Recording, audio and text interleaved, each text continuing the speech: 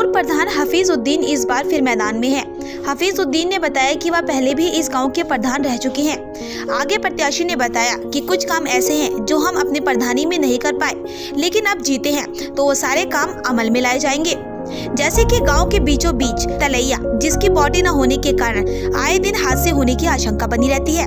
गांव में mini water tank, स्वास्थ्य केंद्र, शादी हॉल जैसे कार्य करेंगे। आगे प्रत्याशी ने बताया कि हम बरसों से गांव वालों की सेवा करते आए हैं। अगर हमें गांव वालों ने वोट दिया है तो हम जीते हैं, ऐतिहासिक विकास होगा। बरेली से फयाज खान की रिपोर्ट। क्या नाम है आपका? मेरा नाम हफीजुद्दीन है। मनपुरिया दलेल और थाना बिथरी चैनपुर, ब्लॉक बिथरी चैनपुर, जिला बरेली के हैं। प्रधान जी, मनपुरिया से आप प्रत्याशी हैं प्रधान के? जी, इस बार हम प्रधान पद के प्रत्याशी हैं। 2010 में भी हमने चुनाव लड़ा, पहला चुनाव लड़ा और उसी चुनाव में हम जीते। 5 साल गांव की सेवा की। ऐसे कौन से कार्य हैं जो आपने अपनी प्रधानी के दौरान सोचे थे और हो ना सके? हमारे उसमें कार्य कुछ रह गए थे, उस टाइम कुछ कमियां रह गई थी। जैसे कि सीसी रोड हमारे हुए थे, कुछ रह गए थे। बाकी मिनी वाटर टैंक पानी का रह गया था, उस टाइम वो स्कीम नहीं चल रही थी। और शमशान में जैसे हमारे यहाँ रास्ता नहीं है, उसका निस्तारण हम नहीं कर पाए थे। अब वो हमारे मन में है। पहला लक्ष्य होगा कि उस शमशान का रास्ता। अगर जनता दोबारा से आपको चुन के प्रधानी में लाती है तो और कौन कौन से ऐसे कार्य हैं जो आप कराएंगे? अभी बहुत से कार्य रह गए हैं। और दूसरी बात, जैसे कि हमारे यहाँ तालाब का सौंदर्यीकरण होना था, उस टाइम नहीं हो पाया था। प्रस्तावित था, तब तक आचार संहिता लग गई थी, नहीं हो पाया था। और इस बार जो है हम पहला हमारा लक्ष्य ये होगा कि तालाब का सौंदर्यीकरण है।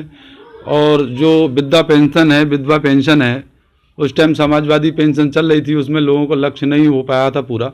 फिर भी हुआ था, 82 गाँव के अंदर समाजवादी पेंशन बनवाई गई थी। कुछ विकलांग पेंशन है बहुत कम हमारे यहाँ, 1-2 पेंशन रह गई है, बाकी सब हमने उस टाइम बनवा दिए थे। विकलांगों को उपकरण दिलवाए थे।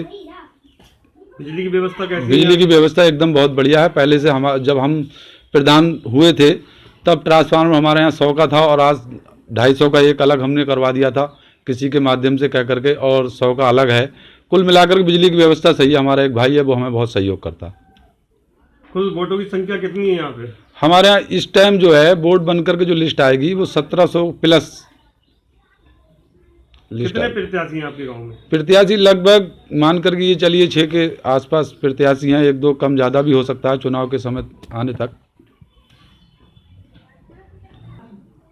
प्रधान जी, और विकास क्या रह गया जिसके तमन्ना? जैसे इस बार हमारे दिल में ये तमन्ना है कि कुछ गरीब रह गए थे, उस टाइम BPL सूची में पात्र लोगों के हमने सरकारी कमरे बनवाए थे। अब उस टाइम जो था BPL सूची की थी सरकार की मंशा कराने की। अब इस बार जो है BPL सूची के बगैर कुछ लोग रह गए हैं सरकारी आवास बनवाने के लिए। और युवाओं के लिए मेरी दिल की तमन्ना ये है कि आज के हमारे नौजवान जो हैं, युवा हैं, उनको हर चौराहे पे वाईफाई लगवाना। और युवाओं के ऊपर बहुत जिम्मेदारी है, इसलिए युवाओं के लिए वाईफाई लगवाना पहला लक्ष्य है। गाँव में साफ सुथरा वातावरण, सफाई कर्मचारियों की नियुक्ति कराना और बढ़ करके। एक सफाई कर्मचारी होने के नाते काम नहीं हो पा रहा है। और अब की एक लक्ष्य और मेरा है कि गांव में कोई वाहन जैसे कि ऑटो है, ट्रैक्टर है, जिससे कूड़ा उठा करके यहाँ से कहीं और फेंकवा दिया जाए। जी मेरा लक्ष्य है। अगर गांव के लोगों ने और ईश्वर ने मेरा साथ दिया तो मेरा ये लक्ष्य है कि मैं ये गाँव के लिए विकास कार्य कराऊँगा। एक सरकारी शादी हॉल का निर्माण कराना, दूसरा एक पंचायत घर का निर्माण कराना, ये मुख्य हमारे काम है। और इन्हीं के साथ जो है मैं लास्ट में अपने गांव वासियों से अपील करता हूं, कोरोना जैसी महामारी का पूरा ध्यान रखें। कोरोना बीमारी जो है फिर से वापस आई है, इसका तो मास्क लगाए रहें, सैनिटाइजर का प्रयोग करते रहें और देश हित में जो है कार्यों को करते रहें हर खुरा। और इसी के साथ साथ मीडिया कर्मी, गाँववासी और क्षेत्रवासियों को मैं नववर्ष की शुभकामनाएं देता हूँ। जय हिंद, जय समाजवाद, जय भारत।